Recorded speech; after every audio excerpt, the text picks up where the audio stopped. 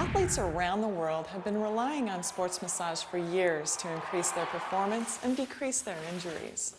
They're always looking for that extra edge. It's very exciting to see this idea grow. Trainers, coaches, and physicians are now considering massage therapists as part of the athlete's medical team, thanks to therapists who have really brought this type of massage moving forward. So this brings us to a question. What is sports massage? There's not really an easy definition to this question. Oftentimes people assume that sports massage is just going deep. The line of thought is that if a person is fit like an athlete, that this is the only type of work that will benefit them. Sports massage can and does include some deeper forms of work, but our main job is centered around how exercise affects the body and finding ways that different techniques can benefit the athlete. There isn't one specific technique. You've probably heard or performed most of the strokes used in sports massage at some time in your practice. It's how and when you use these strokes that is important. Sports massage is goal-oriented, which means you have an outcome in your mind and fit techniques together to produce the effects on the body that you want. I think sports massage is exciting because it challenges you to think, what does this athlete need, and how can I get them to this end result?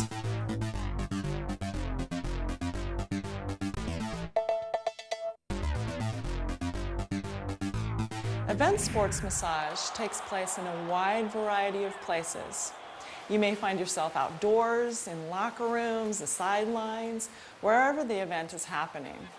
It will most likely be a very different environment than you're used to in your massage room, which is set up with all your supplies, soft lighting, and clean linens. There are 5 important things to expect at an event. Number 1, research and find out as much as possible about the sport and the activities that will be taking place at the event. That way, you'll know which muscle groups and what problems you'll most likely be encountering in your work. Number 2, always allow plenty of time to set up your area. Remember, things such as asking where to unload your equipment, where the massage venue is located. Believe me, you don't want to be hauling your tables and supplies for long distances. By allowing enough time, you'll be ready when your first athlete needs you. Number 3, pre-plan how you will handle the flow of your massage station. If it's unorganized, it will be chaotic and frustrating for the athletes. Have an extra person with you to take money if you're charging a fee, and to schedule times for your athletes to receive their massages. Number 4, do not overextend yourself. You will find a tired, well-deserving athlete hard to turn down, even after many hours of working at an event. Make sure to stick to the hours you've previously decided to provide your massage. If you find your body mechanics lacking, you'll need to take a break. Have water and snacks close by. Lastly, always communicate with your first aid staff before you begin your event. Know where the first aid station is so that you can direct any injuries that need immediate attention. When you're traveling to events, you'll most likely need to bring your supplies with you. Here's a list of 6 things that I have found work really well when you're working with a large number of athletes on location. Sanitizing wipes for your hands and other messes you may need to clean. There'll probably be no running water for you to wash. Spray bottles and paper towels for sanitizing the tables. Fill the bottle with a mild bleach solution. It's not possible to supply clean linens for all the athletes you'll be working on that day. Some venues will supply these, but don't count on this to be the case. Lotion or other lubricants you like. Some athletes do not like oil on their body. Be prepared with massage strokes that don't require lubricant. A blanket. If the weather is unpredictable, your athlete will need to be protected from the cold. Large towels. They can be used for many things. To cover a leg that you've just worked on to keep it warm. To protect your table from extra wet, muddy athletes. I've even used mine to tie on an ice pack. And number 6, business cards, or anything that may help you promote your services.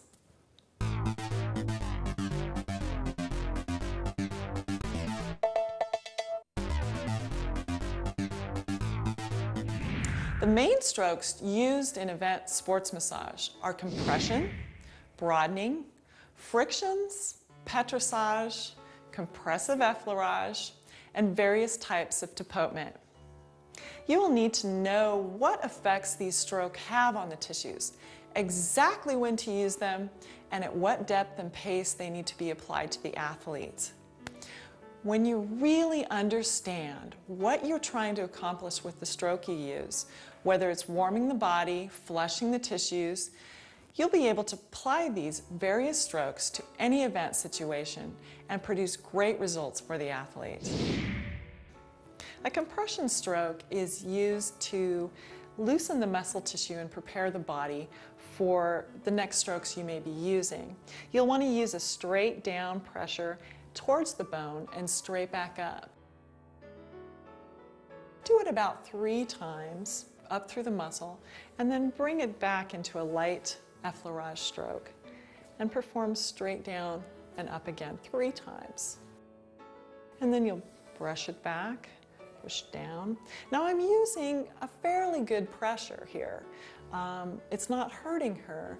However, I am making the fibers broaden, and that's what you're looking for, is the fibers to spread out and warm and loosen.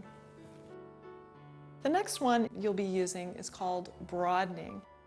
And the goal of this is just how it says. It spreads and broadens the tissue out. Look for hyperextension of the wrist. Okay, you'll be using your body instead of your shoulders. So you lean back and you push straight down into the bone, and what you'll be doing is dragging your hands apart. Again, I'm not going very deep in this, but I am creating some spreading of the tissues, and I can feel that underneath my hands. And you'll want to slow down a little bit on this. Again, about 3 times, spreading the tissue, and then back down. Push in straight towards the bone like you would be doing compression, and spread those fibers out.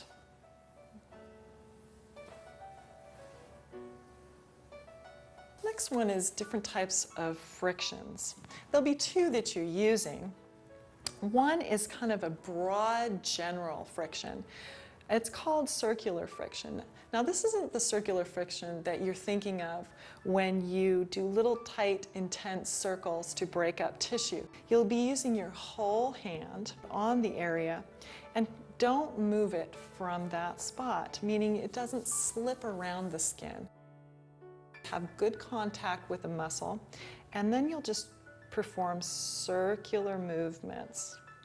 Again, this really gets blood to the tissues, warms and spreads them. So this is what we call circular friction. The second type of friction you'll want to be looking at is called palmar friction. This friction is used to warm the tissues up, create a lot of blood flow. That's what you want to do. This time we're going to be moving our hands over the tissue. You can use 1 hand, you can use 2 hands, whatever makes you feel comfortable. So basically, this time I am spreading my hand over the top of the surface. This is kind of like you would feel when you're trying to warm somebody up. You just give their shoulders a little chick-chick-chick. So if you just think that in your mind as a warming, invigorating type of massage. So those are the 2 types of frictions we want to use. The next is petrissage. And petrissage is a kneading stroke. The purpose of this, warming the tissue, bringing blood to the area. Just think loosening up of the muscle tissues. So you can do broad areas. You can do small areas over the knee. The next one is compressive effleurage. This is a stroke used to flush the tissues of all metabolic waste that might be accumulating during their event. Now there's one main thing that you'll really want to focus on, and that is your hand placement, okay? Your hands are going to be overlying each other. They don't want to be this way. The main goal of this is to scoop up all that all that metabolic waste and push it in a manner that gets it back into the lymph system quickly. Keep your hands loose. You want to just wrap them completely around the muscle like you're wrapping a package. And notice how her skin is bunching up. That's what you want to see. Pressing all the way up, sliding back down. Again, I'm using a little bit of pressure here. I'm letting my hands glide over the tissue. But I am giving some pressure here. Again, all these strokes need to be performed about 3 times. So this is the 3rd time, coming up, using my body weight on her, up and out. The last set of strokes is tapotement. You'll want to use this to invigorate the muscles. Never use it on a post-event massage, because what happens is the muscles will react by tightening up after activity. When they're already exhausted, they tend to really cramp up if you use this. Second thing you'll need to think about is go with the muscle fiber. Okay, we never want to chop against the muscle grain. So for instance, the quadricep muscles, all of the muscle tissue flows down this way. So we're going to want to use our tapotement along that line instead of coming across it like this. You can use hacking, you can use cupping, whatever is comfortable to you. I like to use the hacking, but mainly keep your hands loose, okay? And you'll want to really be quick with this. This is not a slow type of procedure. Loosen up the hands and come up and down the body. Again, about 2 or 3 times, and let it come back down.